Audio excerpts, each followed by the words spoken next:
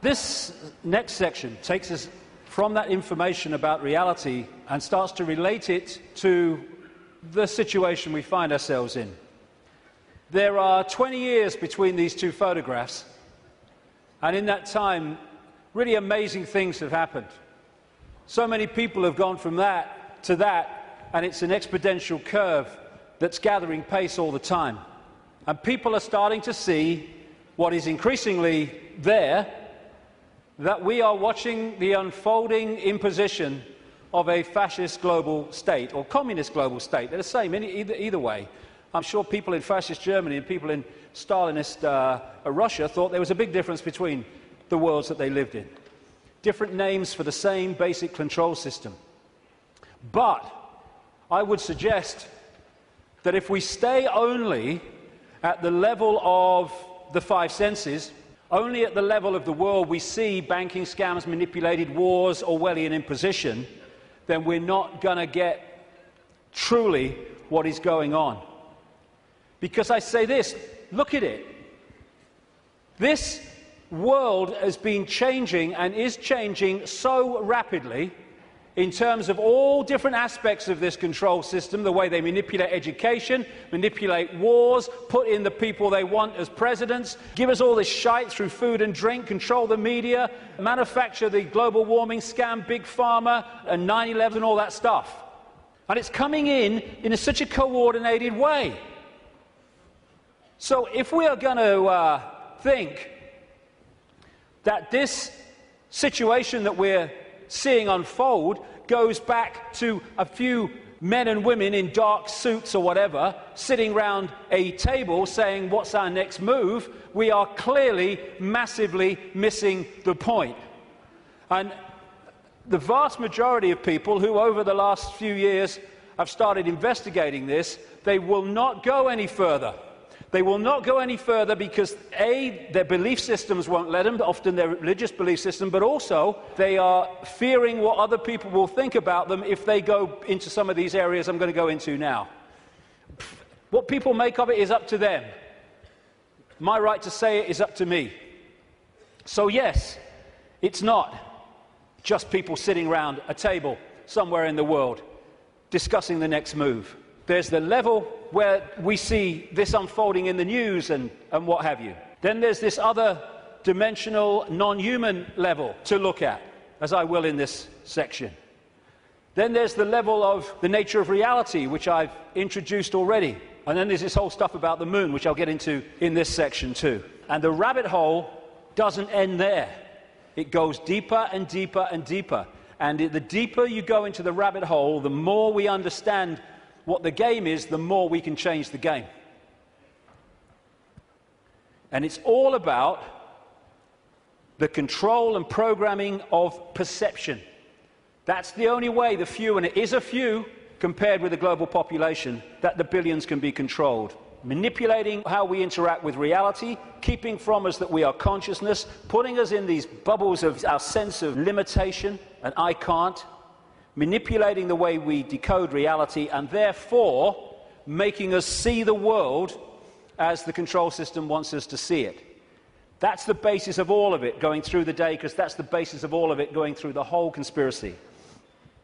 So yes, of course, on one level it does manifest as dark suits sitting around a table discussing the next move. But that's still the play-out world of this conspiracy. It's not its origin. It goes beyond them into the advisors in the shadows, the Mandelsons in this country. Peter Mandelson, if he's not manipulating, he gets withdrawal symptoms, that man. And into the Rahm Emanuels, ditto, in America, the controller, handler of Barack Obama. It goes into deeper levels, beyond them, deep in the hidden secret society network. And eventually, it goes out of this dimension. And that's where this whole thing is really coming from. Beyond the frequency range of visible light. And it involves non-human entities. Some of them people call the Greys. The main ones, I would say, and have been saying for a long, long time, take a reptilian form. They operate outside. They can come into visible light. But in terms of the reptilian part of this, they can't stay here for that long. So people say, why don't they just come and take over? Because they can't, or they would. They can come for so long, but their vibrational difference, incompatibility, means they have to leave. They can't stay for long, although there are technological ways they can stay for longer. And they operate outside visible light, and they manipulate this reality through bloodlines, interbreeding bloodlines that I'll come to. And we call them the Illuminati families. So, we operate with invisible light, but outside of that, sharing the same space, is infinite other worlds and realities. And if a so-called UFO comes into this reality, because it's coming into visible light from where we cannot decode, it just seems to appear out of flipping nowhere. Because what it's done, it hasn't actually come in, it's just changed its vibrational state to resonate with invisible light, and it's like, it came out of nowhere. And then how often do you see it? Honestly, mate, there was this bloody UFO, and it disappeared just in front of my eyes. What are you on, mate? You on the pop or what? What it's done is increased its vibrational resonance to go beyond on visible light. Therefore, to the observer, it disappears. It hasn't disappeared at all. It's left visible light. And this range of frequency we call our world is being manipulated from vibrational frequencies beyond it. And Satanism is a network within visible light that interacts with these reptilian entities in various ways I'll get to before the end of the day. Places or areas of the heavens that come up, Orion comes up again and again in relation to these reptilians. And in terms of non-human visitations, so does the Pleiades, so does, in terms of the reptilians, this area of the heavens they call the Draco constellation, which appropriately, coming through the word derivations, brings us draconian. And of course, draconian laws are the Orwellian laws coming in. Very, very appropriate. Sirius is involved as well. So, won't be able to get into this today, and there's a lot more to know anyway, but so is what happened to Mars, is all involved in this story, how it became the devastated place it was, but it is, but wasn't before. And when I talk about these areas of the heavens, I'm not necessarily talking about those places with invisible light, because just as we are multidimensional, so planets and stars, etc., are multidimensional. And just as a planet might be devastated within visible light, it's not necessarily devastated on other vibrational frequency levels of itself, because the Earth too operates in visible light, but also multi-levels, like everything else. Another major part of this story is that when these reptilian entities started intervening, they manipulated human genetics through interbreeding, not necessarily physical interbreeding, interbreeding through technological methods, and also changing human form by changing the messages, the information, I'll come to this before we finish this section, that the DNA is picking up. And through that, you can change a form by changing the information the DNA is picking up. And it's no accident that humans have massive, fundamental reptilian genetics. This part of the brain, which scientists call the R complex or the reptilian brain, will be very, very important as we go through this second part of the day, because it's fundamental to how human behavior and human perception is manipulated to see the world as we currently see it. This interbreeding is talked about and recorded all across the world in the ancient accounts. Of course, I guess because it's the Bible, the best known is this section from Genesis. There were giants in the earth in those days, and also after that, when the sons of God came unto the daughters of men, and they bare children to them. The same became mighty men, which were the old men of renown. But that's just the biblical version. Got a frog in my throat, the reptilian kind. All across the ancient world, you see similar stories and accounts of this interbreeding. Something else goes parallel with the reptilian story. Again, not just in the Bible with the Garden of Eden and all that stuff, which of course the serpent was dominant, but across the ancient accounts. And that is the connection between the reptilian intervention and what we call the fall of man. And again, this is universal. And these themes will come together again and again as we go through this next part. The ancient accounts, again, and we're talking that part of the Yuga cycle, which they call the Golden Age, talk about the fact that there was a time when humans were so unbelievably different to how we are today. They were connected to higher levels of consciousness. They were in this world, but they were certainly not of it. They were capable of incredible feats, and they lived what we would call impossible lengths of time in terms of age.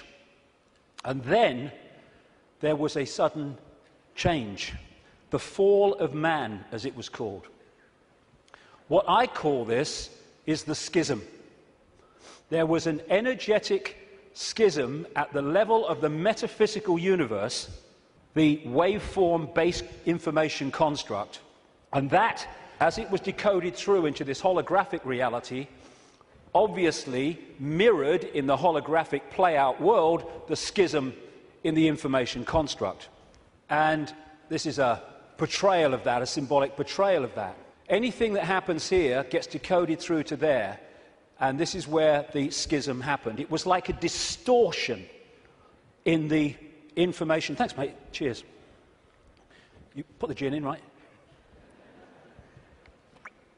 It was a distortion in the base information construct, and I'll be coming to how that happened.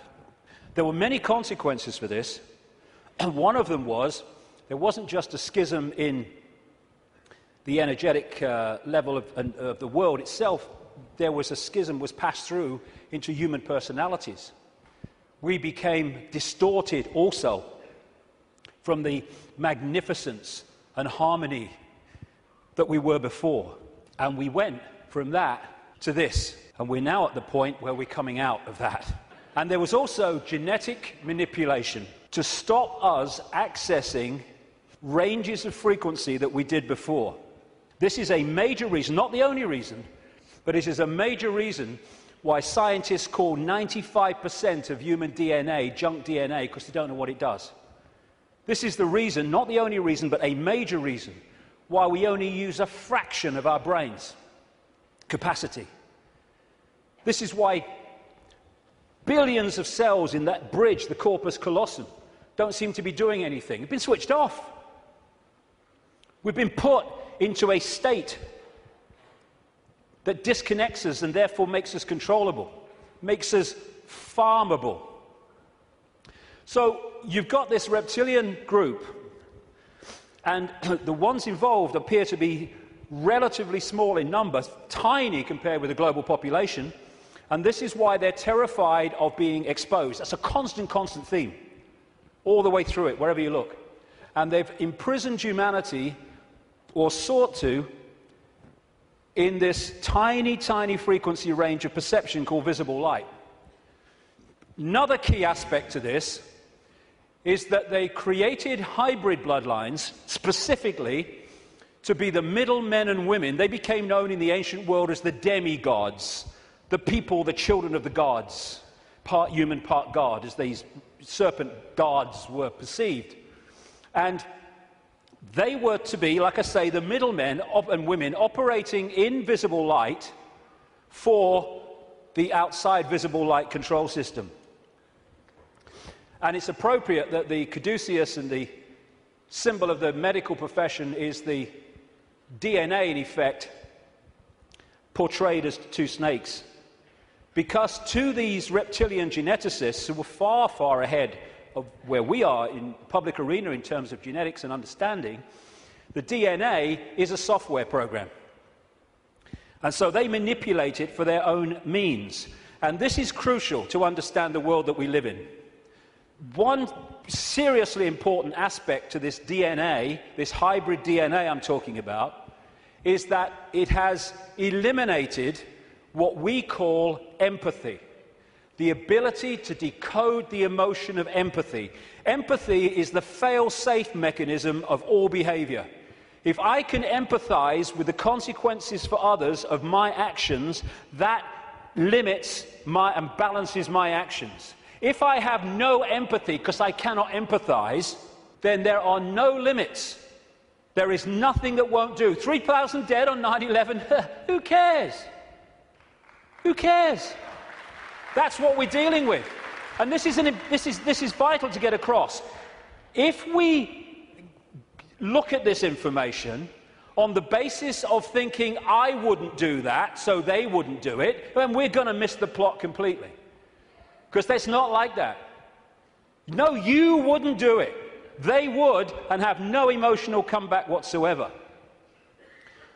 The reason for the interbreeding, the hybrid, is vibrational compatibility.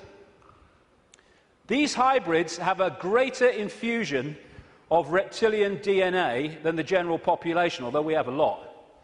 And therefore, the resonance is sympathetic to the resonance of these entities operating just outside visible light.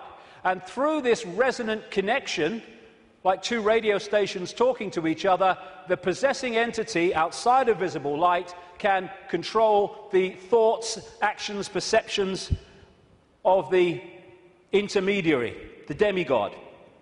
And of course, the theme of possession is as old as history, right up to the present day. We look at these people. All these pictures are by Neil Haig, by the way. Anything that looks like this. Great, great, great friend of mine, great artist. And this image symbolizes the fact that he looks at him with invisible light and he sees George Bush. Nothing else. What people don't see, because it's outside the frequency range of their decoding system, is there are entities around these people who are actually controlling these people's thoughts, actions, etc. A number of psychics have said to me around the world how they've seen people walking along the street or wherever, and then they've seen like an ethereal reptilian entity locking into these bottom two chakra points, the emotional level, one of them is, and floating around with them. And this is a kind of a good analogy. You know when there's scientists in a laboratory and they're trying to work with something that they can't touch because it's too dangerous. What they're working with will be in a tank, and they'll put gloves on, which allows them to be outside the tank, but to manipulate inside the tank. Well, that is a very good symbol of what I'm talking about. These Illuminati bloodlines, these hybrid bloodlines, operate like those gloves, operating inside this reality. And Neil symbolizes these Illuminati families with invisible light as this bearded man. Whenever you see him as we go along, that is symbolic of the Illuminati families controlled beyond human sight by these reptilian entities. When the world started to recover from great geological catastrophes, which I'll come to in a second, there were areas of the world that stood out in terms of their abilities and potentials and advancement. These were some of them, and this area is particularly important to the bloodlines I'm talking about. The area that was once called Sumer, thousands of years BC, and became Babylon. This is why Babylon comes up in the writings of these people so often. And it's Mesopotamia, the land between two rivers. They didn't invade Iraq just for oil or just for anything. They didn't invade it for one thing, but multiple things. But one reason they're so obsessed with Iraq is because to these bloodlines in control of the world today, this is a very significant, almost religious piece of land of historical importance to them. As Sumer and Babylon broke up, these bloodlines started going walkabout. They became the royal families of the world. And what do royal families claim? The right to rule because of the divine right to rule. The Chinese emperors used to claim the right to be emperor because of their genetic connection to the serpent gods. And this is a theme all across the world between the serpent gods and royalty. They became the aristocracy and the royal families, claiming the right to rule because of their DNA. Just down the bloody road from here, we have a head of state in Britain to this day who is only head of state because of her DNA. Head of state because of her DNA. I actually made a complaint, nothing happened to it, but I made a complaint to the Race Relations Commission, or whatever they call it. They said, if you see racism, report it. So I reported the royal family. I thought, well, I mean, you would.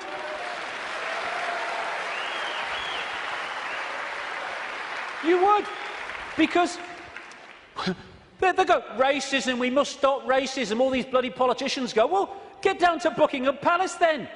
You're saying you can only be head of state, not only if you're bloody white, effectively, but if you only come from the same bloody family. Ridiculous. Anyway, it's always been and it still is. And so these aristocratic and royal families moved on. Eventually, when the people started to rebel against overt royal control dictatorship, these families, some of them stayed in the royal families overtly, and there's still some around, like ours.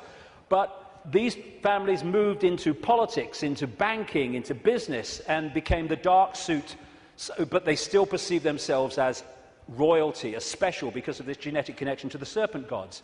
And through the British Empire, the so-called Great British Empire, and the other European empires, as these bloodlines moved up into Europe from the Middle East, etc., they exported these bloodlines all over the world.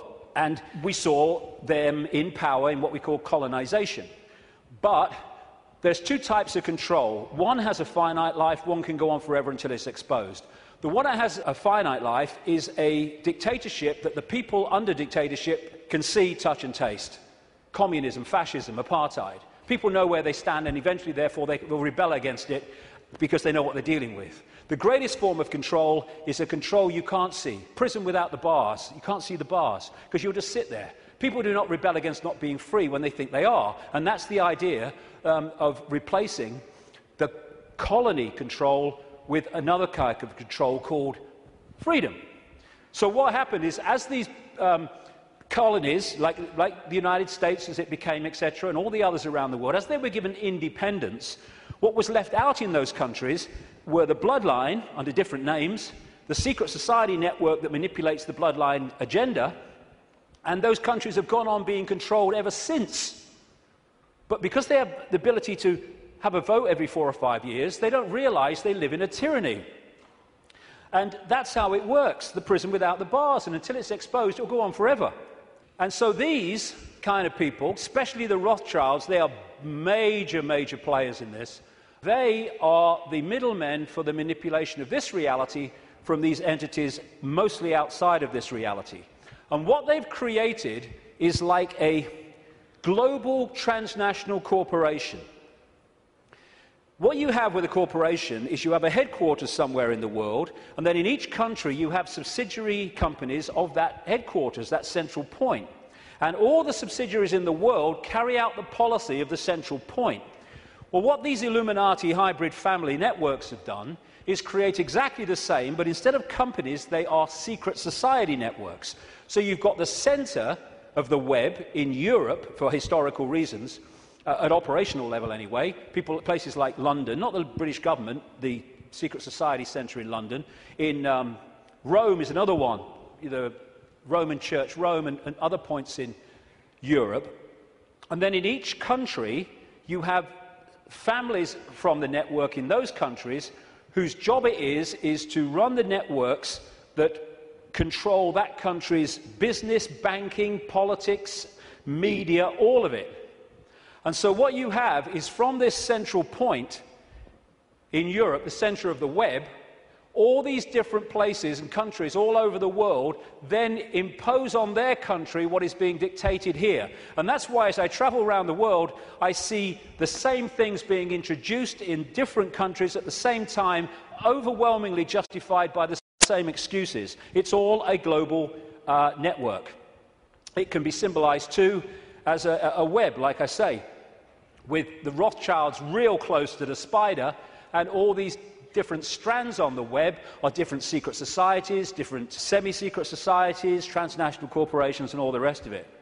So when you see all these different names of these corporations that dominate the world in so many ways, and the pharmaceutical cartel, and the oil cartel, and all the rest of it, the biotech cartel, they're all different names or different masks on the same one face. And so you have this structure where Outside of visible light, you have the reptilian control system, comes down through the Illuminati families, and they control the people in power to push the world in a certain direction. Another way of looking at it here. You see, all these different people, these fight among themselves and all the rest of it, though if it gets out of hand, they get sorted. So these sit on the top of all these different countries. They control these different areas of their societies, and the people are then played off against each other. These buggers don't go to war, they tell these buggers to go to war. And if we stop going to bloody war, game over. But we do. Ridiculous. That's part of becoming conscious.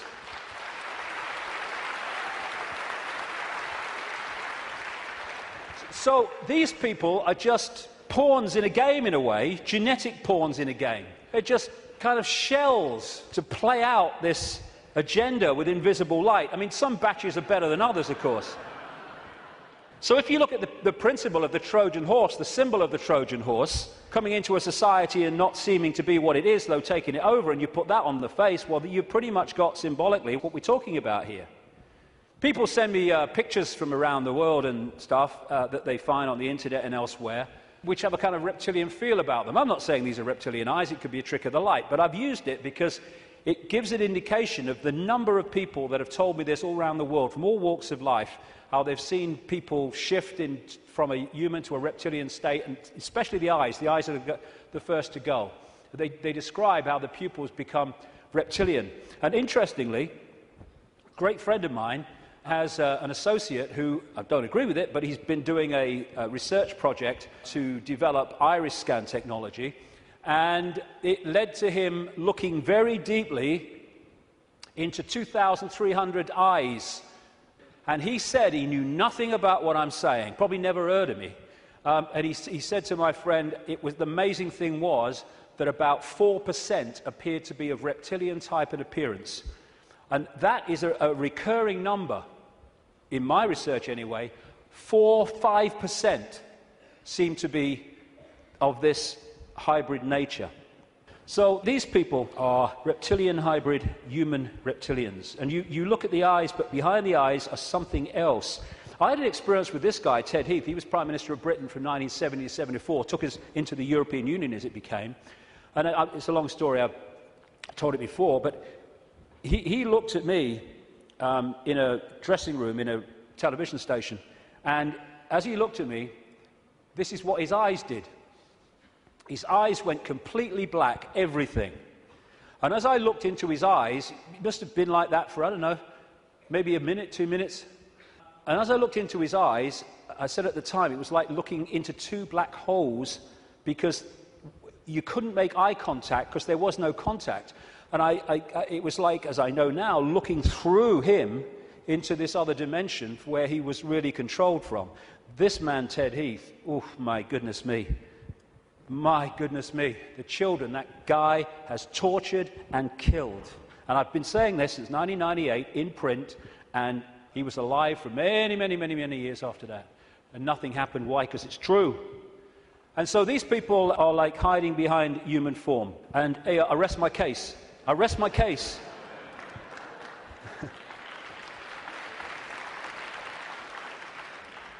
Ooh, you look tasty.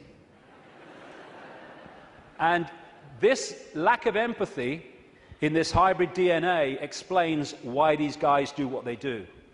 Now, when you open your mind, instead of saying, well, it's not possible, it's ridiculous, when you open your mind and say, okay, I'm not going to just accept this stuff, but I'm going to flow with it and see where it goes, you find that this stuff I'm talking about is absolutely in your face when you bring it from the subliminal to the conscious.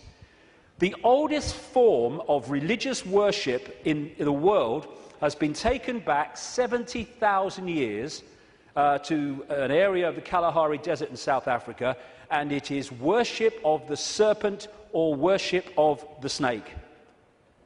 This man, Reverend John Bathurst Dean, wrote a book, very, very good book, 1933, called Worship of the Serpent, in which he studied serpent worship around the world. This was his conclusion. It appears then that no nations were so geographically remote or so religiously discordant, but that one and only one superstitious characteristic was common to all. that the most civilized and the most barbarous bowed down with the same devotion to the same engrossing deity, and that this deity either was or was represented by the same sacred serpent. It appears also that in most, if not all, the civilized countries where this serpent was worshipped, some fable or tradition which involved its history, directly or indirectly, alluded to the fall of man in paradise, in which the serpent was concerned. What follows then, but that the most ancient account respecting the cause and nature of this seduction must be the one from which all the rest are derived, which represent the victorious serpent, victorious over man in a state of innocence and subduing his soul in a state of sin, as he would call it as a reverend, into the most abject veneration and adoration of himself. Like I say, wherever you go, it comes up. You find obvious representations of the serpent gods. These were found in graves of the Ubaid people that preceded Sumer in what we now call Iraq. These were the Nagas, the shape-shifting reptilian people of Asia. The Druids used to worship a serpent god called Hu. If you play that word through, Hu man becomes serpent man, appropriately. The Egyptians used to worship serpent gods and represent their pharaohs as a result of that in this way. You had the cobra coming from the headdress there. You had the cobra head gear itself representing the snake. You had the belly of the cobra. The cobra is a constant common symbol of this serpent race. In Central America, you had Quetzalcoatl, the feathered serpent god, and the Mayan version of it was Kukulkan in places like Chichen Itza. Of course, right across Asia, Japan, China, etc., the very most dominant symbol of that part of the world is the dragon, which comes from this worship of the serpent gods. Folklore is full of serpent stories and what have you. When I first met Credo Mutwa, a long time ago now, he contacted me when I was going around South Africa, this Zulu shaman, the official historian of the Zulu nation, because he'd read in a book called The Biggest Secret that I'd introduced this reptilian stuff for the first time, and he said, "Mr. David, how do you know? How do you know about the Chitauri?" And I didn't know about the Chitauri. Tell me. And he told me the story of African history where the Chitauri, which translates as children of the serpent or children of the python, had taken over the world in the very same way that other parts of the ancient world described it. This is a painting that he did of one type of this Chitauri from ancient and modern accounts. And he showed me this called the Necklace of the Mysteries. It says a necklace, it's very, very heavy, copper, and it goes on your shoulders. How he keeps it on his shoulders, I'll never know, it's so heavy. And he uses it as the historian of the Zulu nation, the symbols hanging from it, to tell the story of Africa and the world in general. And pride of place on the front is a non-human entity with a willy in come and get me mode and a human woman. And I said to him, "What's all that about?" And he said, "This is symbolic of the interbreeding of the Chitauri and humans to create these hybrid bloodlines, these children of the serpent." And then I asked him, "Oh, by the way, that's copper now, but in the original," and this Necklace of the Mysteries, by the way, is mentioned in accounts 500 years old, and Credo reckons it's about 1,000 years old, and it has a flying saucer on it, very clearly, a flying saucer hanging from it, which the storytelling says that's how the Chitauri came here. Anyway, this is copper now, but it used to be gold. Someone stole it, and they couldn't afford to put gold back, and that takes us to North Africa and Egypt, and the base story of the Egyptian myths, and that's the golden penis of Osiris, which all relates into this golden bloodline, this special bloodline. And when I said to Credo, why is it not reptilian, he said, because the Chitauri, and this is a theme I've found all over the place, the Chitauri said you must not portray us as we really are. Some people did, most people didn't. They had to do it symbolically, so they made it absolutely, obviously not human, but not reptilian for fear of the consequences. And when I was writing the new book, Human Race, Get Off Your Knees, I came across a work in progress, I think it's finished now, by a man called Pierre Sabac, and he was producing a book called The Murder of Reality. And Pierre Sabac spent 7 years nearly pouring through dictionaries. He's crazy about words and derivatives, pouring through dictionaries and what have you, of all these different peoples and different languages and different eras. And he put together the fact that the language, the very language, if you follow the derivatives back from the language we use now and their origins, where the words came from, tell the story of this reptilian serpent god race taking over humanity, and also how they used to symbolize this race for reasons I've just said, not as they really were, but as eagles, as hawks, as owls, as angels. If you take the word angel back to its origin in Sabak's research, you get a word meaning snake or serpent. And so we have the eagle on so many countries' flags and logos, including the United States most famously. You have the owls, invariably with the goddess of Babylon, Semiramis or Ishtar.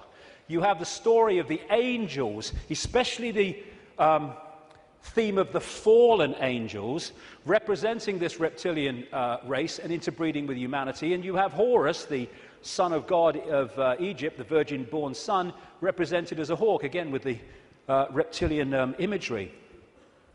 This seraphim, one of the hierarchy of angels in Christian and Hebrew Jewish belief, seraphim word means snake or serpent, if you take it back to its origin. You have the flying serpent disc, which is widely used in the ancient world. And another thing that they did was they symbolized the heavens as the upper ocean. We had the ocean that we have, obviously, and then you had the upper ocean, which was the heavens. And so they talked about the gods and the serpent gods coming in their heavenly boats through the upper ocean. And so you have a lot of marine symbolism, which doesn't relate to the sea, it relates to the upper ocean. And it's reading this. These bloodlines were known in the ancient world under different symbols and different codes, like children from heaven and earth, and children of the gods, children of the sky. And another big symbol of these gods, these serpent gods, were the Watchers. They were called the Watchers. This is widely found. And that's why there's an eye, as Credo Mutua confirmed, on that hand on the necklace of the mysteries. That's the Watchers, that's the serpent gods. And that's why we have the eye on top of the pyramid, the all-seeing eye on the dollar bill, and why that is a massive Illuminati symbol in the secret society network. They are the gods overseeing the pyramid of control. One way that they often symbolized these hybrid bloodlines in the ancient world was as part human, down to the bottom of the torso, and then the legs, or the bottom part, being a snake. You come across this a great deal when you research this stuff. This is all symbolic of this half-human, half-snake symbolism. Over and over and over again you see it. And the cobra, like I say, is very much a common symbol of these serpent gods, as is fighting the serpent gods and battles with them. Even the word Messiah comes from Mesa, the Nile crocodile, which they use the oil from the Nile crocodile to anoint the pharaohs. And even today in the British coronation ceremony, they symbolize that as part of our own ceremony appropriately. In the Bible, the devil is symbolized or described in reptilian terms. The old serpent called the devil and Satan, who deceiveth the whole world. He was cast out into the earth, and his angels were cast out with him. Fallen angels, again, the recurring theme. All these folk tales about kissing frogs and turning into princes, and invariably you get reptilian themes, all part of the same story. And people send me images from all over the world as a result of the information I put out. It's amazing how many times you see this symbol of reptile and humans, or part human, part reptile. Or overseeing the gargoyles in the palaces and castles and churches of this elite are symbolic of that. And of course, over the last, 20 years or so, there's been a massive reptilian symbolism in children's stories and children's entertainment. And then recently, I mean, you saw this, it's a quick one, this 16th century painting in the National Portrait Gallery of Queen Elizabeth I, they thought she was holding flowers because that's what someone had painted over. But with where what's underneath is coming to light, and this is a representation of it. It was in one of the papers, again, holding the snake, very, very appropriate. And these aristocratic families, which became the hybrids, again, used reptilian, dragon, and all these other serpent images on their various coats of arms and what have you. And one of the centres, like I said earlier, is London. Not necessarily London, the Great Conurbation, but the City of London and the temple that runs into the City of London. The City of London, of course, being the great centre of not just British finance, but global finance. And how appropriate that they, too, have the symbol of the flying dragon and the symbol of the Knights Templar Secret Society, a major strand in this web of secret societies, as the very symbol of the City of London. You pass these as you go into the city, of course. Another theme you find with images around the world is of serpents eating humans. And not nice, it isn't, of course, but they do eat humans. When these reptilians come into visible light, they use humans as their food, like humans use animals, cattle, sheep. And then you'll see the recurring theme all over the world. This is in Central America, the Mayan area. This is a painting by Credo Mutwa from South African myths of the serpent gods, the Chitauri, eating humans. And this is Alfa Romeo. What's it doing there? What's it bloody doing there? Same thing. And in the garden of one of the palaces, or whatever you call them, mansions of Silvio Berlusconi in Italy, the leader and one of the world's most corrupt men, is again the same image. And outside of visible light, they feed off human energy, human emotion, especially, well, only low vibrational emotion, because that's all they can really access. And so they have to keep humans in a state of mental and emotional suppression so that we keep feeding out this energy, which they then absorb. And that will become relevant in the next section when I get into why paedophilia is so widespread among this elite. Because energy changes with the emotions we give out. When we give out love, it's a certain wavelength. When we give out hate, it's a very different wavelength. And a friend of mine in Japan became very well known for taking water, his name's Mr. Emoto, taking water, putting it in a container, and then he'll put words of love or hate or whatever on the side of it, because when you write a word, that word may seem in the decoded realm as a word you can see and read, but in the vibrational realm, it represents a vibration. If you could see the vibration of writing the word hate to writing the word love, it would be dramatic. In fact, you're looking at it. Because what happens is, after he's put the word on the side of the water, he then freezes the water really, really fast. I've seen his laboratory where he does it. And then he photographs the crystals. This is the crystal from a water that had love and appreciation written on it. This is the crystal that had hate written on the side of the water. And he's done whole books about this stuff with all these pictures in it. And this is the energy that these entities absorb when they're outside of visible light, which is most of the time. And therefore, they have to keep us in a state that keeps producing that. All this vampire stuff, because they drink human blood with invisible light because it carries the human genetic code and allows them to hold their vibrational compatibility with this reality for longer before they have to get the hell out of it. That's why they drink so much blood. And then there's this thing about shape-shifting, where, I've had a lot of, laughter and ridicule. So what's bloody new about this? And people say, well, you can't go from a solid body to a solid body and back again. And I'm saying, do you know? I agree with you. Of course you can't. But that's not what's happening, because there is no solid body. It's all happening as a decoding system. There is no solidity. So what shape-shifting is you have a situation like this, and the front dominating from our perception of observation energy field is the human one. So we look at George Bush or somebody, and we see a human. But sometimes, especially at times of high emotion, this shift can happen where the reptilian field comes forward. And as it does so, becomes the dominant one, often briefly, the observer now starts decoding that. And then it shifts back, and you start decoding this. And to the observer, decoding that shift, creating the holographic reality in their head, which is where everything happens, to their observation, someone's gone from a human to a reptilian, and then back to human again.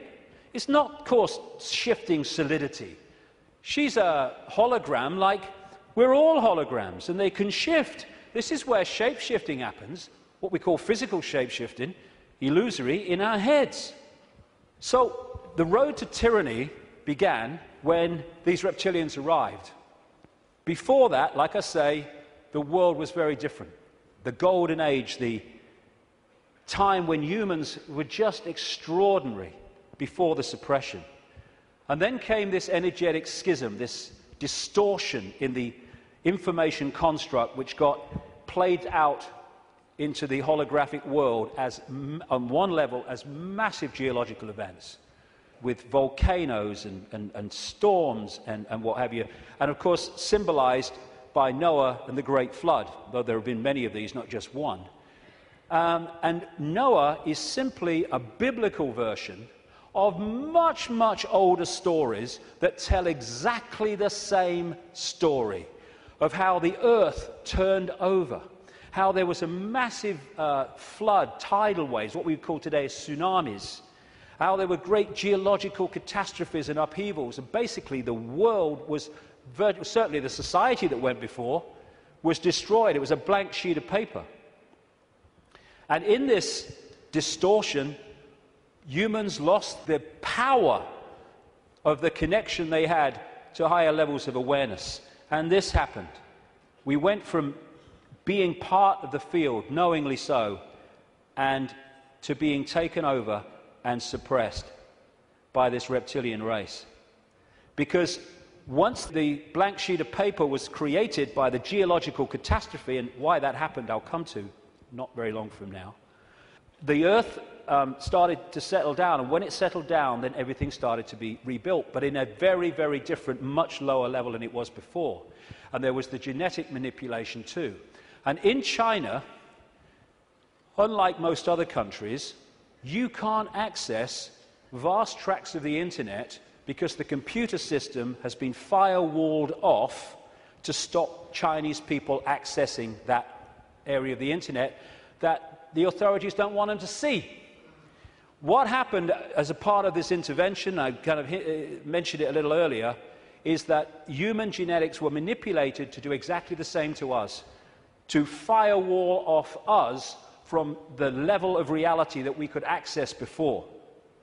So we went into this prison called visible light that we've been in ever since, and particularly isolated in the left side of the brain so that we only perceive through the five senses, and we can only see structure and language and hierarchy and all that stuff, and our potential dramatically reduced. And this world came as a result of it. And it's dominated by controlling human perception, by suppressing our true self and dictating what we bring into holographic reality. Okay, now let's go really crazy.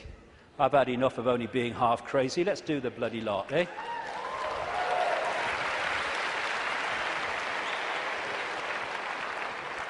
What I want to say before I go into this is this. One of the most profound ways that people are controlled is to limit their sense of possibility.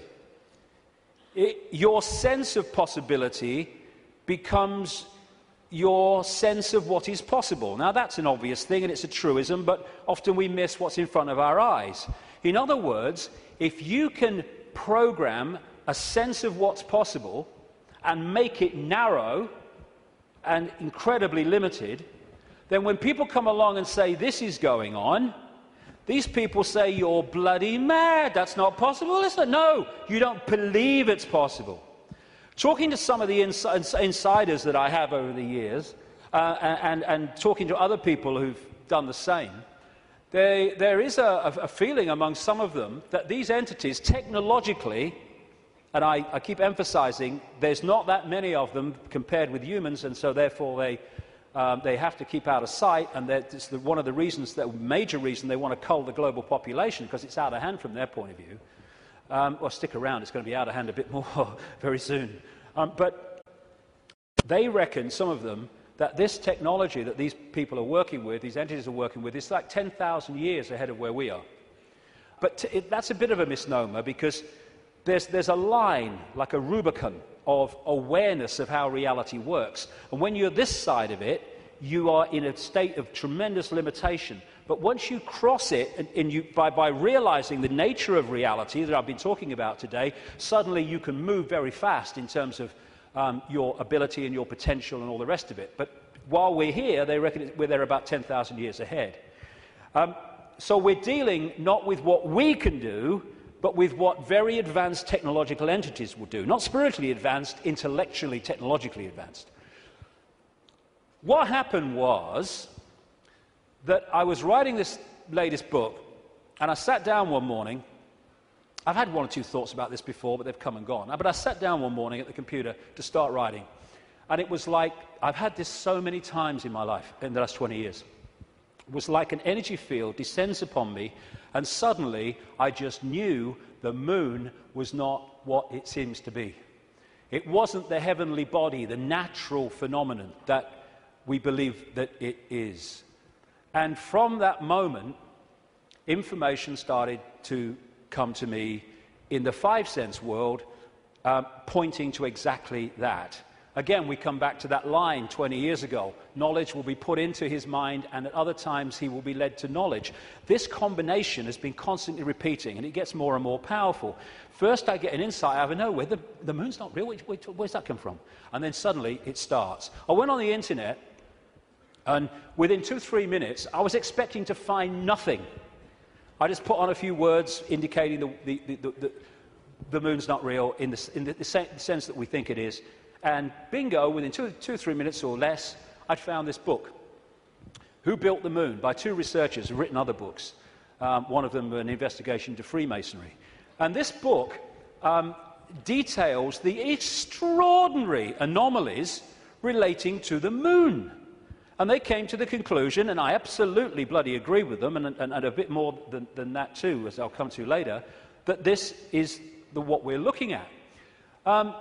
The geometrical connections and everything, and the mathematics and the relationship between them in terms of size and position is just mind-blowing.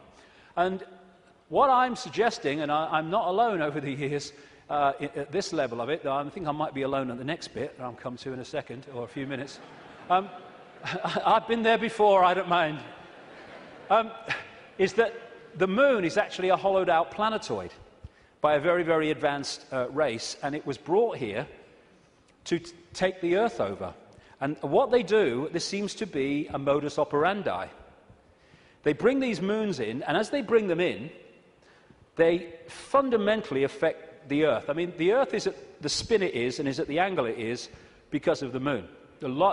Massively so, anyway, because of the moon. So when they come in, bingo, things change, and the society that was there before ain't there anymore. And then gradually they take them over in ways that I'll come to. So when the moon came in, and again, it's so important to come back from the holographic world to the base construct. We see a solid moon, yes, in the play-out world. But back here, it is an energetic construct in the metaphysical universe. And as it came in, and other things that happened, which I talk about in the book, it created this distortion in the information construct of the waveform information base of this universe. And as it did so, it was played out here in all this catastrophe and stuff that I talked about and the ancients talk about. It was played out as this great geological catastrophe and the great flood and all the rest of it. And what is a common theme that they talk about, the ancients, in relation to this? The earth turned over. And you think, how the freaking hell can the earth turn over? Well, what happened? What happened when the moon came in, the earth turned over? It's at an angle that it is today because of the moon. And so the distortion brought an end to the world that was there before, and we basically went back to rubbing sticks together because of what happened. And that distortion was played out in the human mind, the human perception, the human psyche, and we completely changed our perception of the world and who we are, where we are.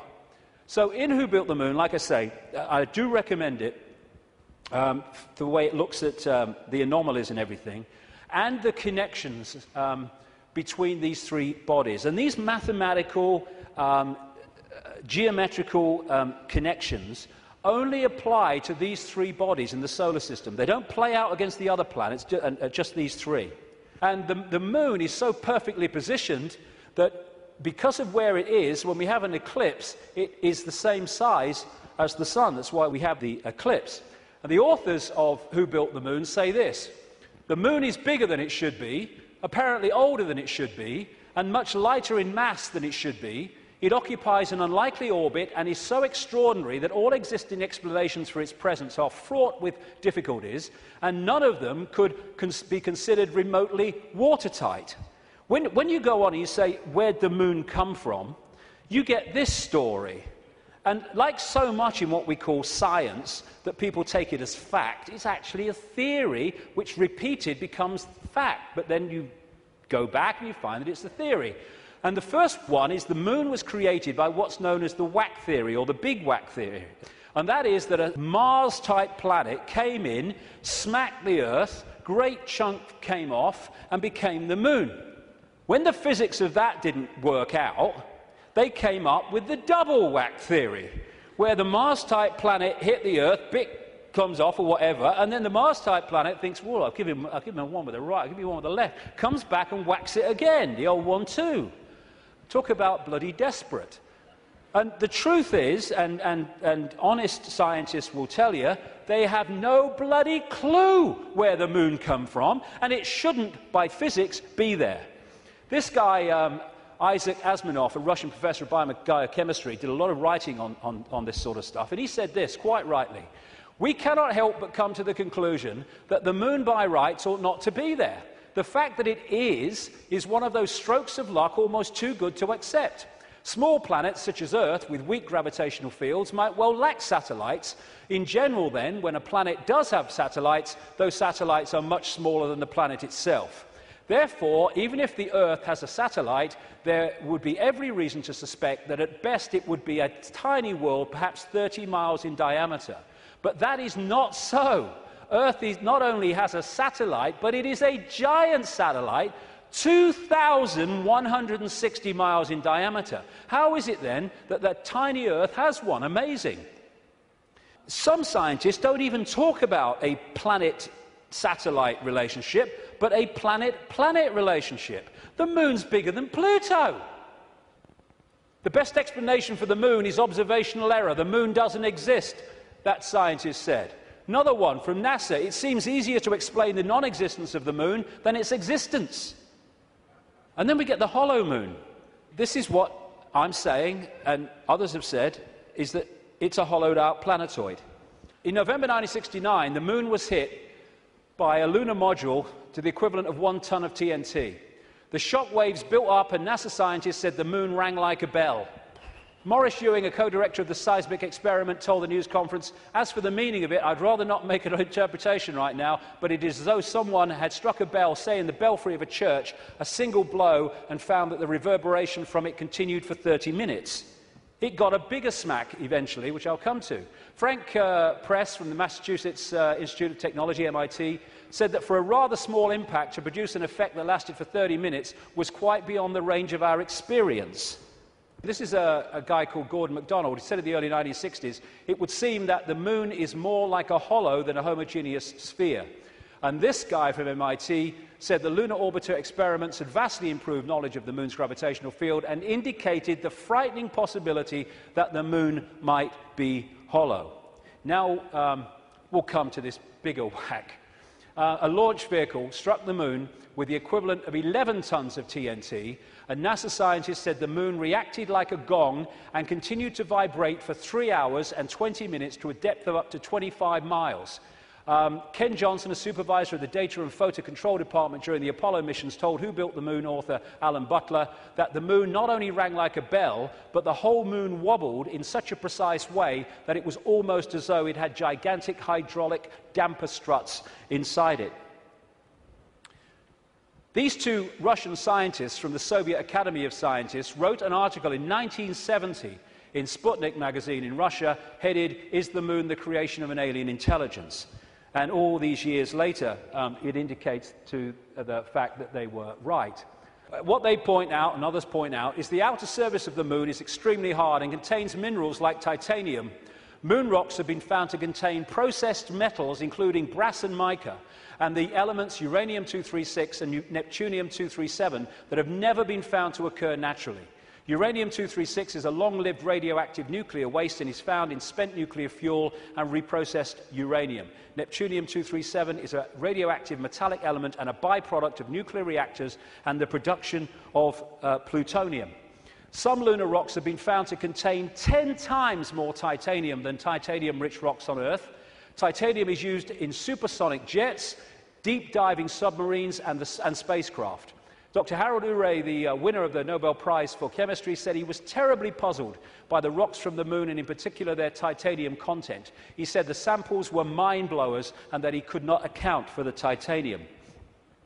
The two Russian scientists said in their article, "If a material had to be devised to protect a giant artificial satellite from the unfavorable effects of temperature from the cosmic radiation and meteorite bombardment, the experts would probably have hit upon precisely these refractory metals. Refractory metals are incredibly resistant to heat and wear. In that case, is it not clear why lunar rock is such an extraordinarily poor heat conductor, a factor which so amazed the astronauts? Wasn't that what the designers of this super Sputnik of the Earth were after? From the engineer's point of view, this spaceship of ages long past, which we call the Moon, is superbly constructed. They say it's a hollowed-out planetoid, and they say if you're going to launch an artificial Sputnik, then it is advisable to make it hollow. At the same time, it would be naive to imagine that anyone capable of such a tremendous space project would be satisfied simply with some kind of giant empty trunk hurled into a near-Earth trajectory. It is more likely that what we have here is a very ancient spaceship, the interior of which was filled with fuel for the engines and materials and appliances for repair work, navigation instruments, observation equipment, and all manner of machinery. In other words, everything necessary to enable this caravel of the universe to serve as a Noah's Ark, appropriate, of intelligence, perhaps even as the home of a whole civilization, envisaging a prolonged thousands of millions of years existence and long wanderings through space, thousands of millions of miles.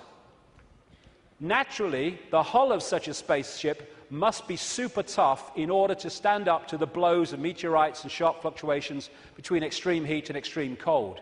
Probably the shell is a double-layered affair. The basis is a dark armoring of about 20 miles in thickness, and outside of it some kind of more loosely packed covering, a thinner layer averaging about 3 miles.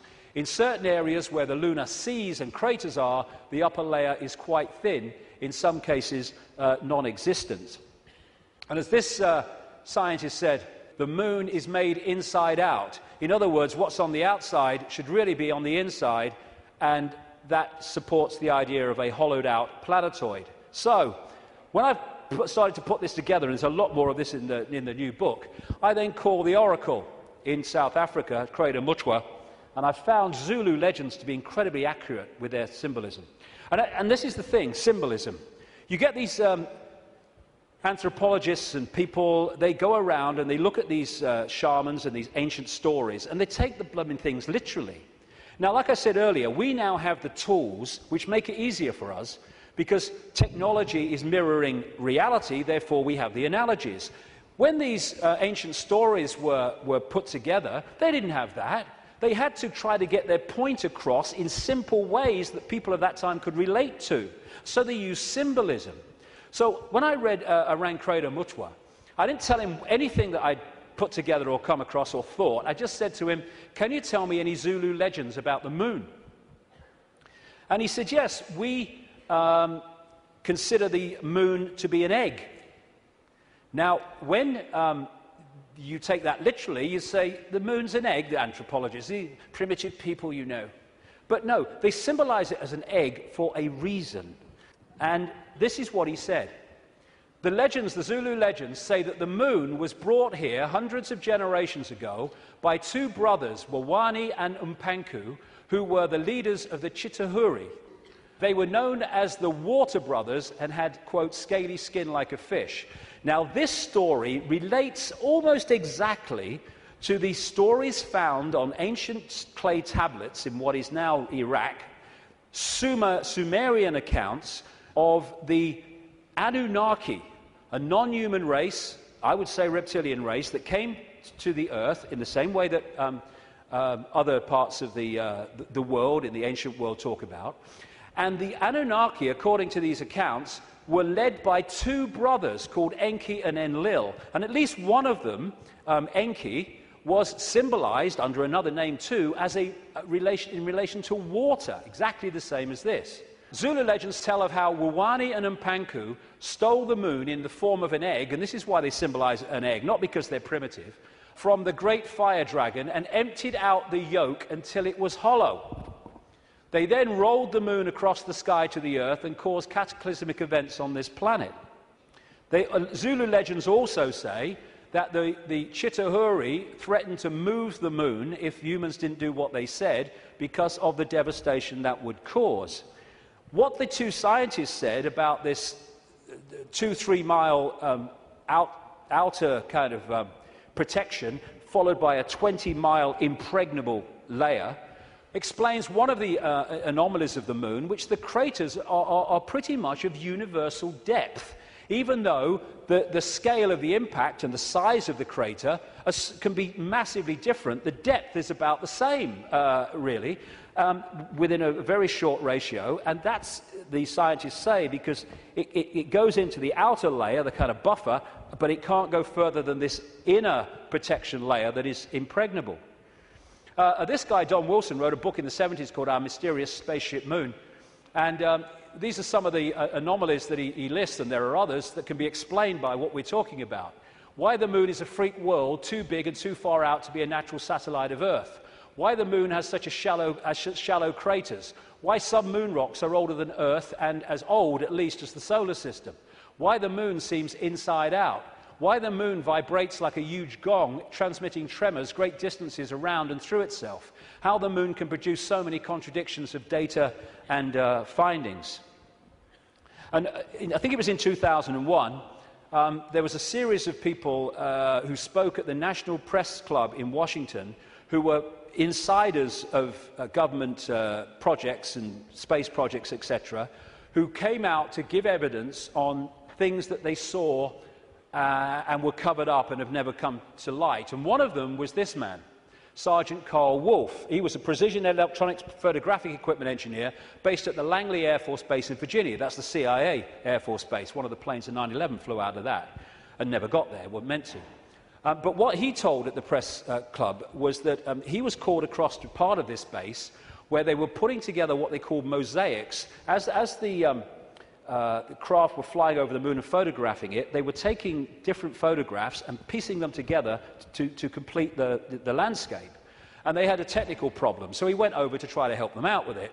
And then a guy there who was working with his mosaics showed him something of interest. And this is what he said at that presentation in Washington. Then he pulled out one of these mosaics and showed this base, which had geometrical shapes that were towers. They were spherical buildings, they were tall towers and things that looked somewhat like radar dishes, but they were large structures. If I compare it to what I have seen now, because I do have photographs that have artifacts in them that are similar to what I saw, they're massive. And this is a thing, you think about the moon, massive. This is a thing that comes up. The structures and technology and, if you like, spaceships that these people work with, some of them are absolutely enormous, beyond our comprehension, because they've crossed that Rubicon of understanding how reality works and therefore what possibility is. Some of these structures are half a mile in size. They're huge structures. Some of the buildings seem to have very reflective surfaces on them. A couple of structures that I saw reminded me of cooling towers at power generating plants. They had that sort of shape. Some of them were just very, very straight and tall with a flat top. Some of them were round. Some of them looked like Quonset huts and with a dome, a kind of like a greenhouse.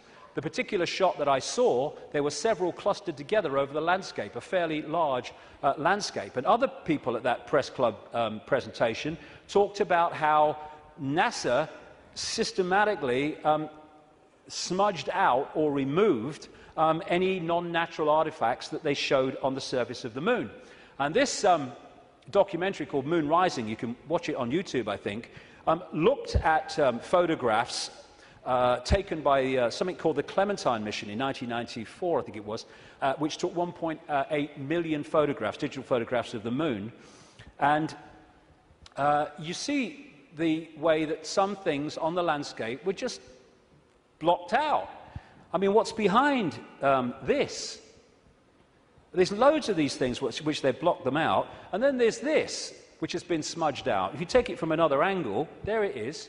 What the heck is that?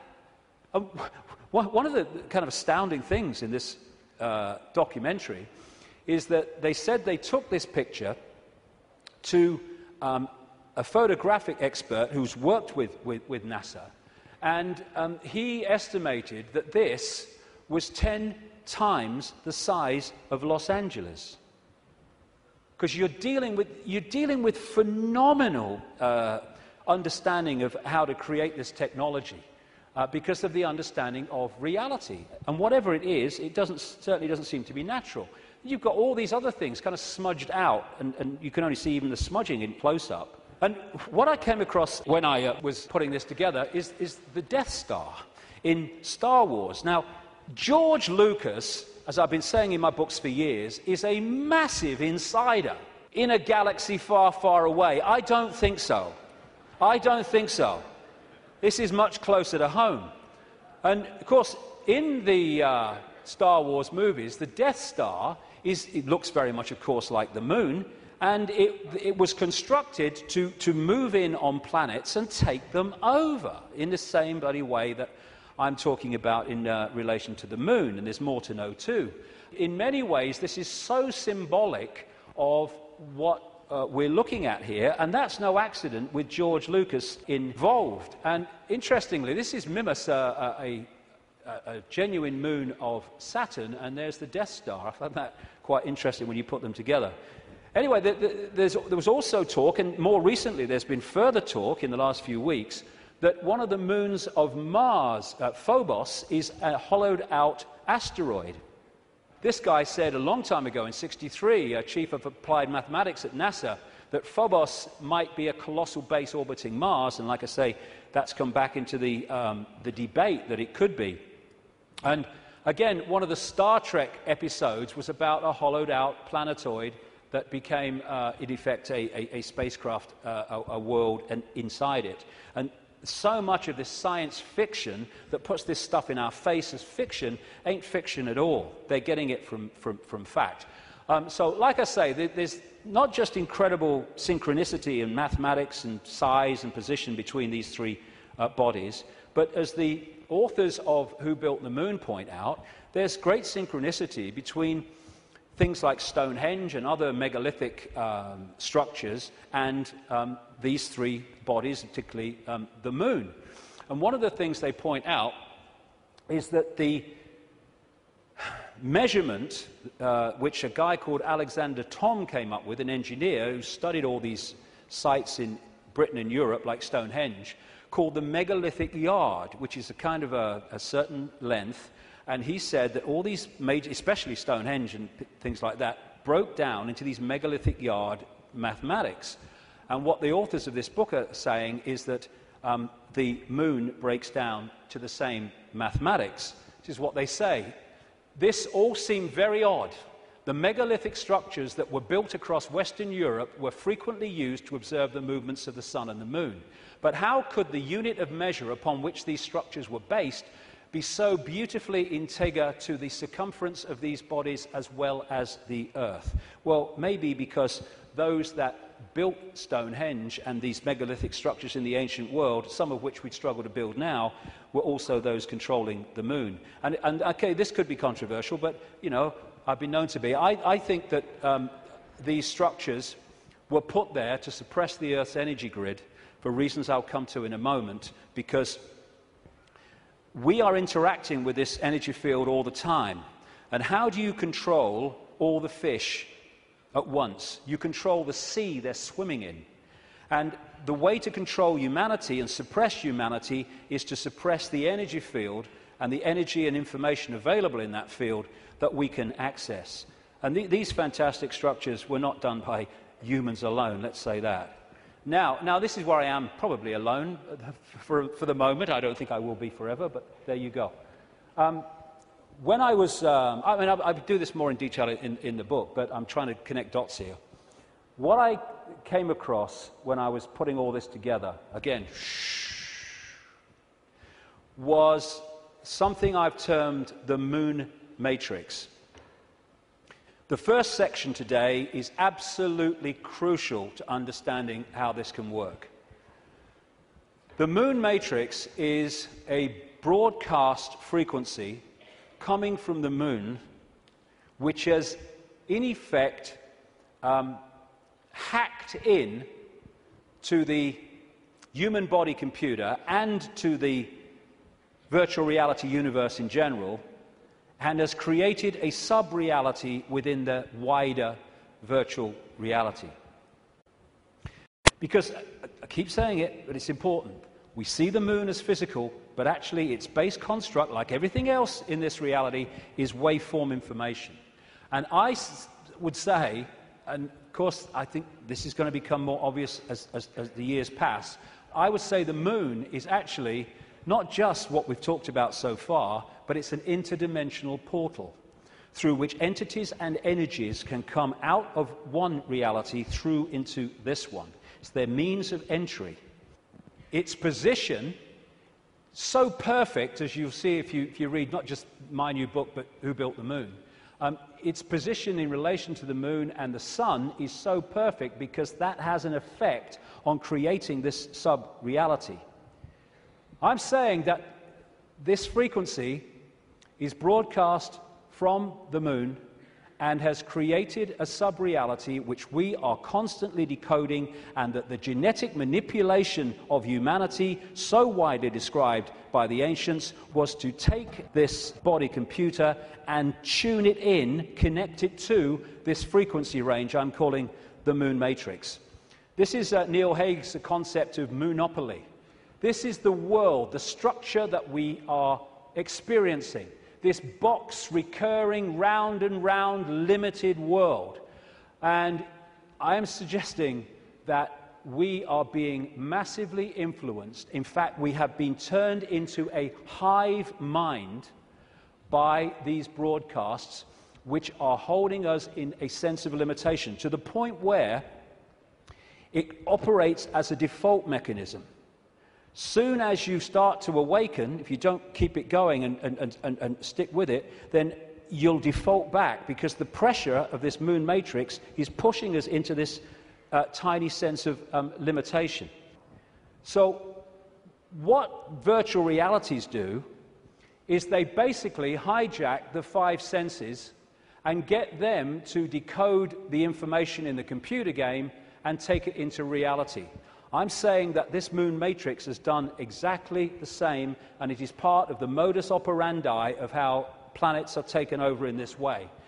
Our five senses have been locked into something else, and we're decoding a fake reality.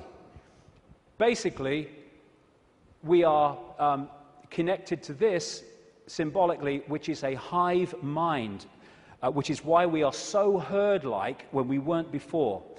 And if people are going, "Whoa, okay, what?" Just stick with me, because the layers will go on. What I've been talking about today is the fact that this base vibration from the black holes goes through this cycle, and it elicits different information in the form of photons from the suns, which we decode, and the reality changes. We go through different epochs. What I'm saying is that this moon matrix has hacked in to that photon energy stream and has done what the Chinese authorities have done to the computer system in China. They have stopped us accessing vast amounts of the virtual reality universe that we used to before. Now, if anyone thinks this is fantastic, that we could see things that aren't really there and not see things that aren't there, this is a New Scientist. America has just switched from analog to digital television. In the short time of about a year that the analog frequencies are not being accessed because they're going to be filled up by other things like mobile phones, suddenly for the first time, scientists can see and connect with radio waves from galaxies they couldn't before. Why couldn't they do it before? Because we were watching the flipping telly. Prior to the switchover in America, naturally occurring radio waves at frequencies between 700 and 800 megahertz were obscured by analog TV signals, preventing astronomers from investigating the universe using this band. The freeing up of this bandwidth is a once-in-a-lifetime opportunity to see galaxies in this range. Now, you imagine what is capable by this high technology in blocking frequencies so we can't perceive what's there and we perceive things that aren't there.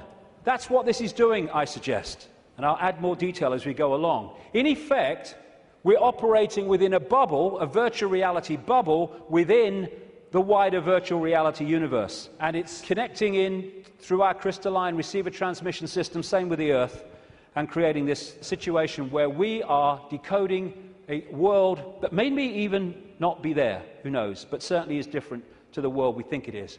And we go back to this more accurately now. The matrix, I would say the moon matrix, is everywhere. It is all around us, even now in this very room. You can see it when you look out of your window and you turn on your television.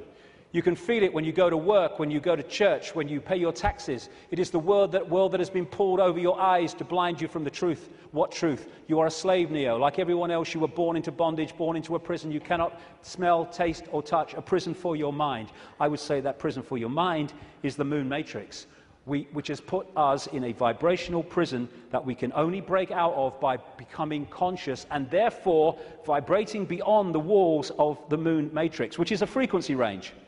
And if we're not held in that frequency range, that's why society is structured as it is, with its stress and its fear and its war and its conflict, then we start to break out of its perception prison and we start to say, bloody hell, why didn't I see this before? Because you were there, constantly decoding this thing. Now, like I was just saying, never mind what I've just said about some moon matrix, never mind that. Even by its very position, the moon is fundamentally affecting human behavior and human perception. Because the moon is affecting the Earth tilt, the Earth spin, it's affecting the Earth oceans, therefore it's affecting us. We're 60-70% water, we must be affected by it. And also, and here we come back to the importance of the first section today, it's also fundamentally affecting the endocrine system, which connects us to the chakra system, which connects us to out there, part of which is the third eye.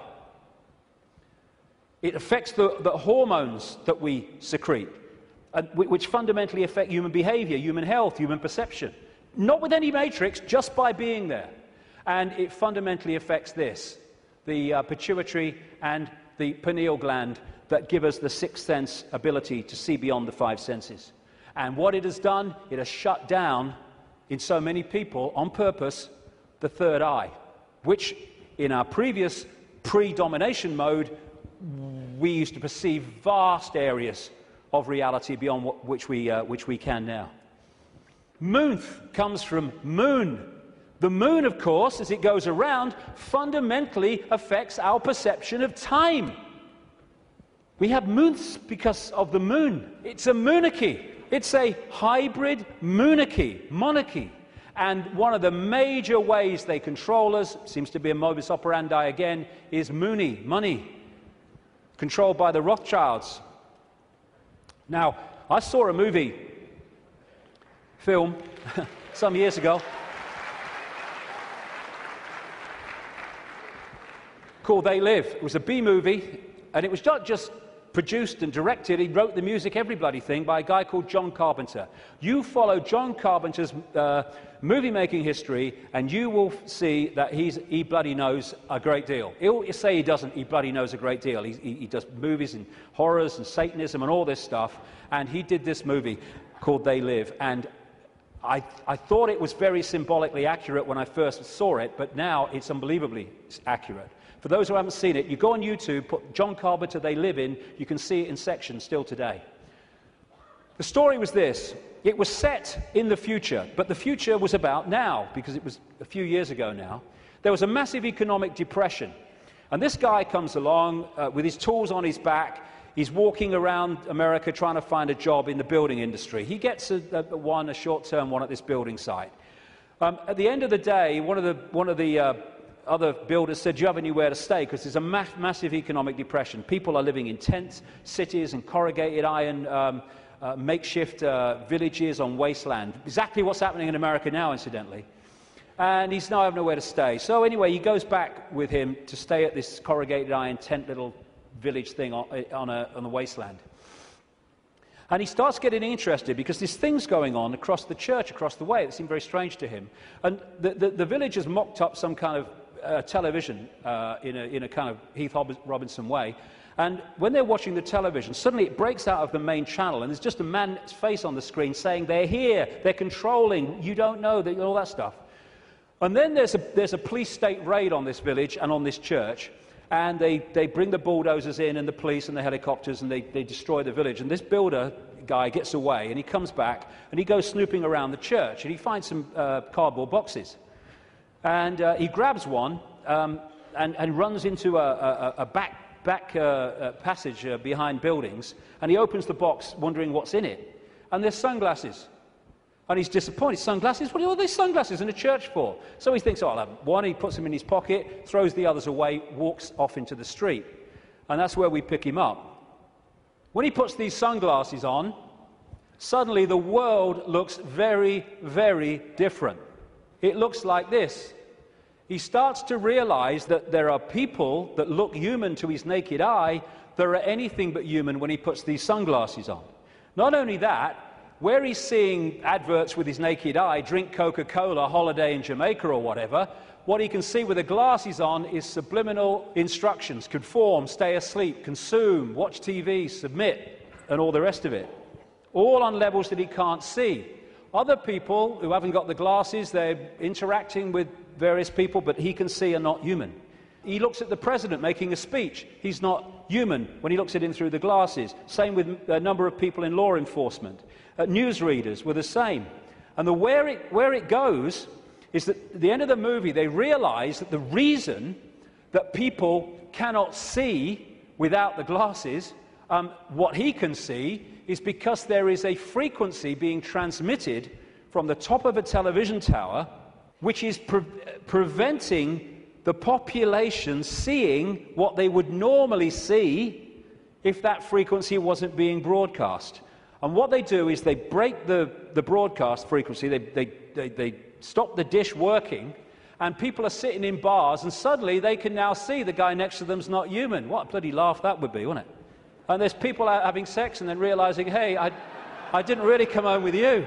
Tell you the funny thing, a lady in Canada told me this story happened to her. I spoke in Canada years ago now, and I met this lady. She was a power-dressing businesswoman, you know, very of this world. But she'd had this experience, and she was shaking when she told me the story. She said that she got this boyfriend who had a dark side, she said, that he knew about and he was trying to deal with. And they come home, and they go into the bedroom, and there was a shelf at top of her bed, and standing there was the book, The Biggest Secret, which, for the first time, I introduced this reptilian thing. He then goes crazy, she said, when he sees the book. And he got her to throw it away. Oh, what are you reading that rubbish for? And all that stuff. Mind you, he's not alone in that. And then they start having sex. And he's kind of on top of her. And she said, I had my hand on the bottom of his back. And suddenly he started getting very, very violent. And I started getting frightened. And she said, then my hand was pushed back. And she said, I looked over his shoulder. And my hand had been pushed back by a tail. He sprouted a tail. She said, I screamed, threw him off. And for a second or two in front of me, he was totally reptilian, and then morphed back to human and ran out of the house, never seen him again. But these bizarre stories that are bizarre to our reality, I've been told all over the world by people from all different walks of life, people in the Swiss banking system and all that stuff, all different kinds of people. So this frequency is that equivalent of that broadcast dish on the top of that TV tower, which was stopping those people in that movie seeing what they would normally see. Now, when we bring this down into the reptilian world, well, it gets interesting, because we live in a society that is an expression of the reptilian brain. This man, Carl Sagan, a cosmologist, very famous, he wrote a book called The Dragons of Eden, in which he was looking at the effect of reptilian genetics on human behavior.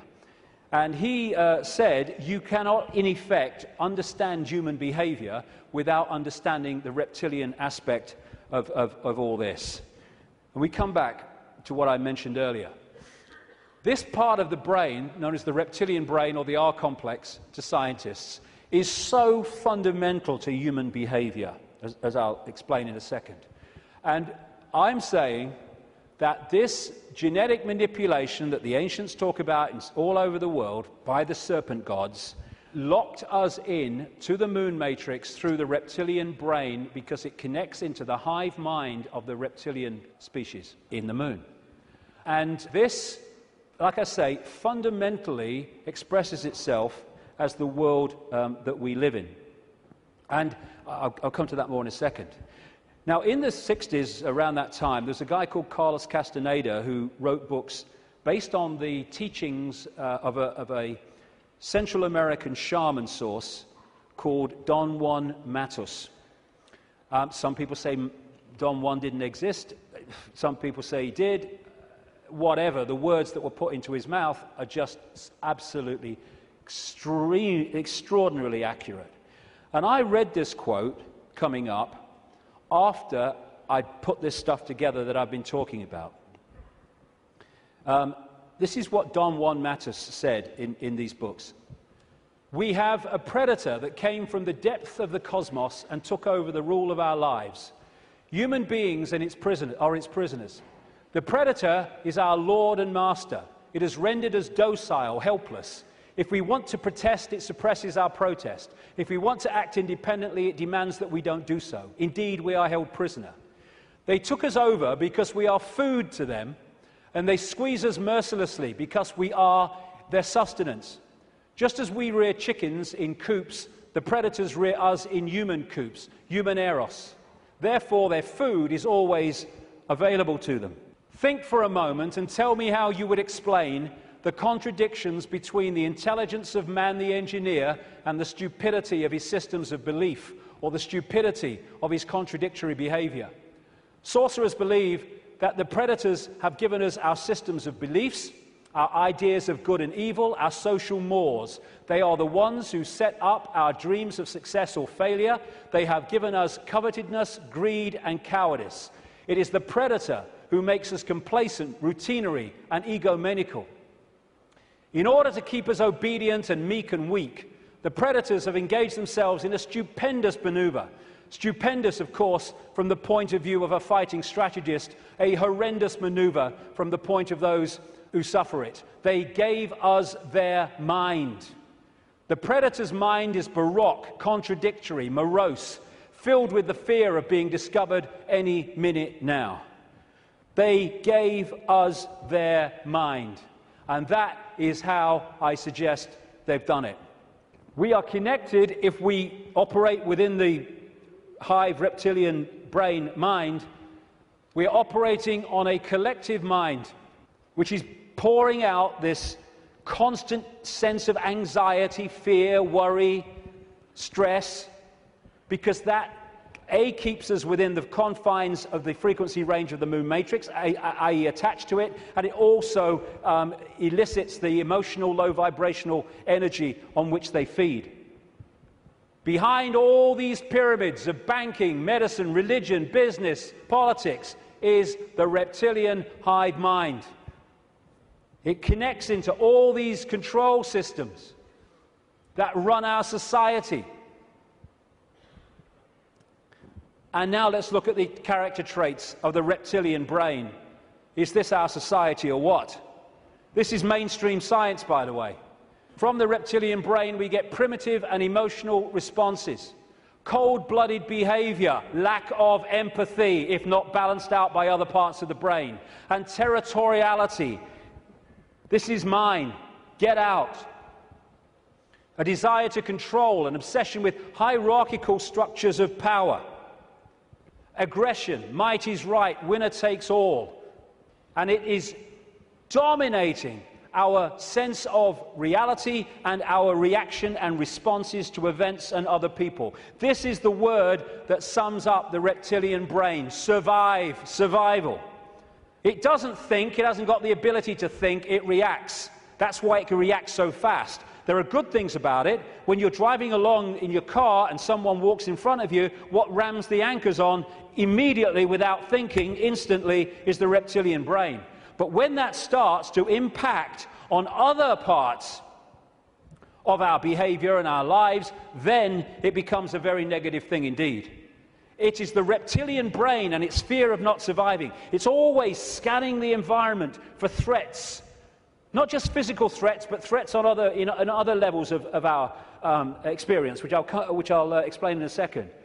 And therefore, the targeting of the reptilian brain and the constant triggering of it is what gives us this constant fear, this constant stress, worry that goes on in all areas of our lives. Will I meet the rent at the end of the month? Oh my God, will I lose my job? Oh my God. And the more that we can be put in fear, here we go, the more we operate in the reptilian brain. That's why we're constantly given reasons to fear and to be anxious. Be afraid, be very afraid. The big bad monster's coming as soon as we've invented him. And when he's gone, we'll have another. Terrorism, global warming, swine flu, the economy, I don't look like her, I don't look like him, Constant reasons to fear.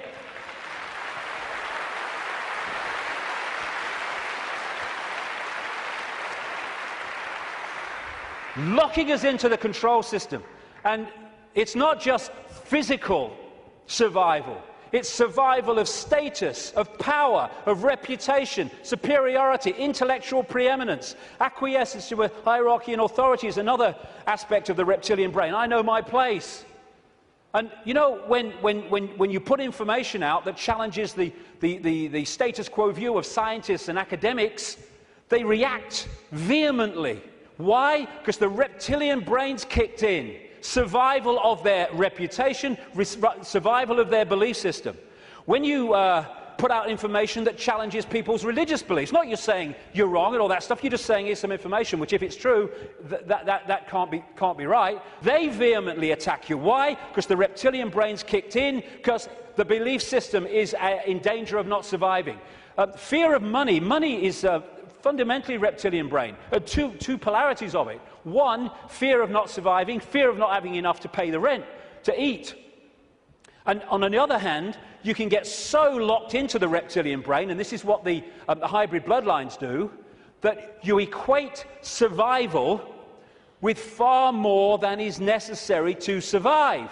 So you get people, especially in these bloodline networks, who have got more money than they could spend in 100 lifetimes, but they get up with the sun every morning to go and earn bloody more. It's an obsession, it's an addiction, and it's connected to the reptilian brain, which fundamentally drives our perception of reality. Don Juan Matus again.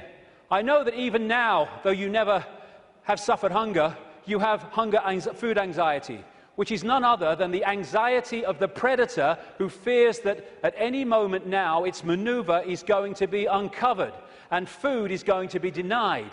Through the mind, which after all is their mind, the predators inject into the lives of human beings whatever is convenient for them, and they ensure in this manner a degree of security to act as a buffer against this fear. Sorcerers of ancient Mexico reasoned, here we go, that man must have been a complete being at one point, with stupendous insights, feats of awareness that are mythological legends nowadays. And then everything seems to disappear, and we now have a sedated man. What I'm saying is, what we have against us is not a simple predator. It is very smart and organized. It follows a methodical system to render us useless. Modus operandi, done it many times. Man, the magical being that he is destined to be, he's no longer magical. He is an average piece of meat. There are no more dreams for man, but the dreams of an animal who is being raised to be a piece of meat, trite, conventional, imbecilic. This is what becoming conscious brings us out of. Control of perception is the bottom line of this conspiracy.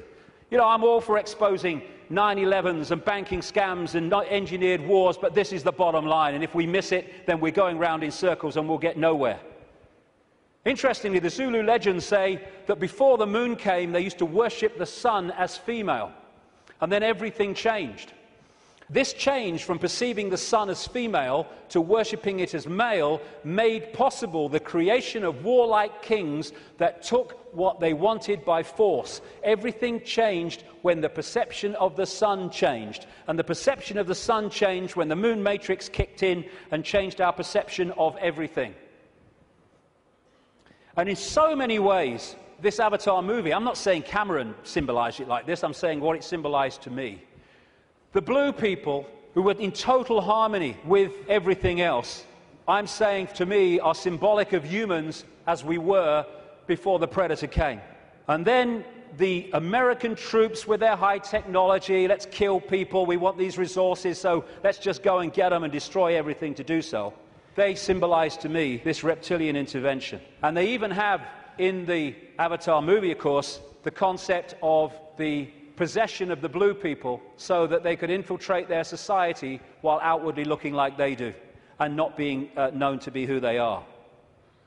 These reptilians look down a different timeline to us because they're on a different wavelength. They're able to see further into what we call the future than we are. And therefore, if you access this network of secret societies, especially the inner circle, you can access the projected future of human society which this is planning. Therefore, you can write prophetic novels which further down what we call the timeline turn out to be staggeringly accurate. All you need to do is to access that projection. And you do it by accessing the secret society network. This, the Fabian Society in London, created in 1884, is one of those societies. The deeper inner core that have access to that timeline and that projected agenda. And this guy was one of them, a Fabian. And that's the Fabian logo, by the way. The wolf in sheep's clothing. Perfect. Perfect. It created, in effect, the Labour Party in Britain, and it influences massively the left, not only the left, but what we call the left centre of politics, not just in Britain, but in other countries. Australia too, for instance, very, very powerfully. When people have said to me in the past, you know, what's planned, I've said to them, well, you can read two books and see it, just put them together. George Orwell's 1984 and Aldous Huxley's Brave New World. This was published in 1948, this was in 1932. Put the two together. This talks about the drugs and all the rest of it, and the mind control. This talks about the sort of police state. Put them together, you got it. They were incredibly prophetic. I've been saying for years they weren't novels, or their source wasn't novels. Turns out that Aldous Huxley taught French to a man called Eric Blair then, now George Orwell, at Eton College, and introduced him to the Fabian Society. And this was the knowledge base, plus no doubt others connected, where they got these concepts.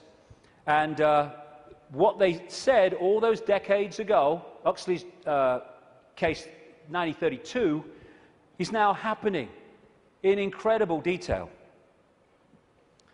And it seems that Orwell rebelled against what he heard and wrote 1984 to try to expose it. And some researchers suggest, they may well be right, that he called it 1984 when it was set kind of about now, because 1984 was the 100th anniversary of the creation of the Fabian Society. We've reached a point where these entities and their hybrid bloodlines, the Illuminati bloodlines, they think the takeover of humanity is almost complete. And when you look at it, it may seem to be that that's the case. They think the game is over. It's gone so far. They must be bloody joking. These people...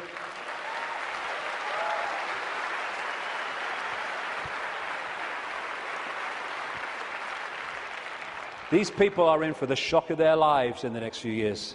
The shock of their lives. Because they can access so much, but they can't access beyond that. And they think the game's over because it seems to be here, but they can't perceive there. And when that comes in here, and it's very close to doing so, game over. Well, we've come a long way, haven't we? And what we're going to do now then is have a break for, say, 45 minutes, and I'll come back and look at the world as it is now and what's happening. Thank you very much. Thank you.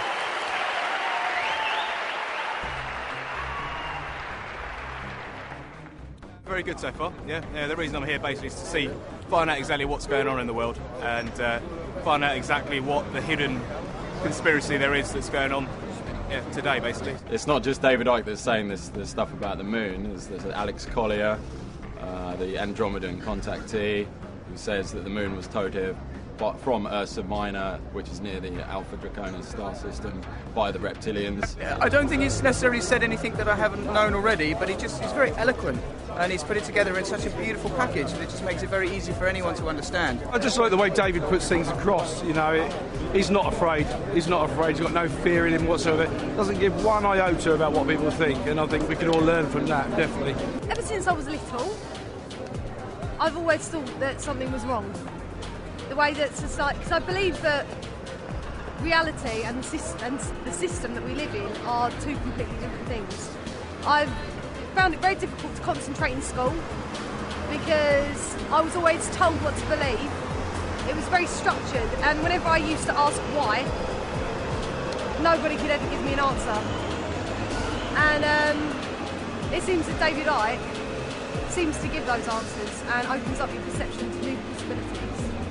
Some concepts of it I can agree with, definitely with the controlling aspect of it, because there's got, like, when you look at the controlling thing, there's got to be a way how they're really keeping us controlled. So I would say with that aspect of it, yeah, I do agree with it.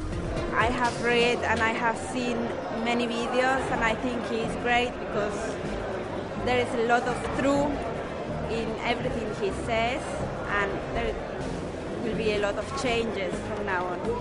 I admire what he's doing. I think he's got a lot of courage to step out and enlighten a lot of people about what's going on in the world that the majority of us don't really understand or know about. So I'll give him a thumbs up, really.